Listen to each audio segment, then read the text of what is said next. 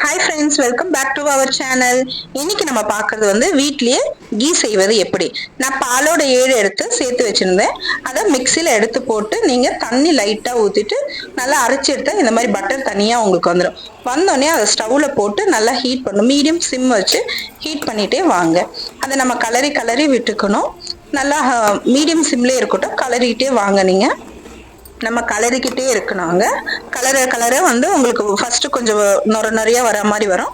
அது காஞ்ச பிறகு கொஞ்சம் கொஞ்சமா கீ தனியா ஸ்பிளிட் ஆகி வரதை நீங்க பார்க்கலாம். பாருங்க எப்படி வருது பாருங்க. ஓகேங்களா? இந்த மாதிரி கலரி விட்டுட்டே வாங்க. நான் வந்து பசும்பால் ஏடும் நம்ம எடுத்து வைக்கலாம், இல்ல எருமைப்பால் ஏடும் எடுத்து வைக்கலாம். நான் வந்து லைட்டா உப்பு போட்டு அதை கலர்றேன்.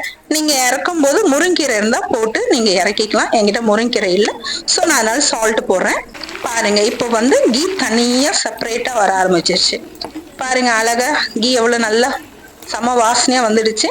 ஸோ மீடியம் சிம்லேயே வைங்க. நல்லா இந்த மாதிரி கீ ஆன பிறகு நம்ம இது கொஞ்சம் கீ ரெடியான பிறகு ஸ்டவ் ஆஃப் பண்ணிட்டு சிம்ல வச்சு ஆஃப் பண்ணியாச்சு. நம்ம இப்போ அதை ஆறின பிறகு வெடிக்கட்டி இது பாருங்க கீ ரெடி.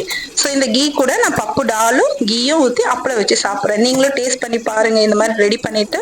ஓகே ஃப்ரெண்ட்ஸ், இந்த வீடியோ உங்களுக்கு பிடிச்சிருந்தா லைக் பண்ணுங்க, சப்ஸ்கிரைப் பண்ணுங்க, உங்க ஃப்ரெண்ட்ஸ் அண்ட் ஃபேமிலி கூட ஷேர் பண்ணுங்க. மேல இருக்க அந்த பெல் ஐக்கனையும் ஆன் பண்ணிடுங்க. பாய்.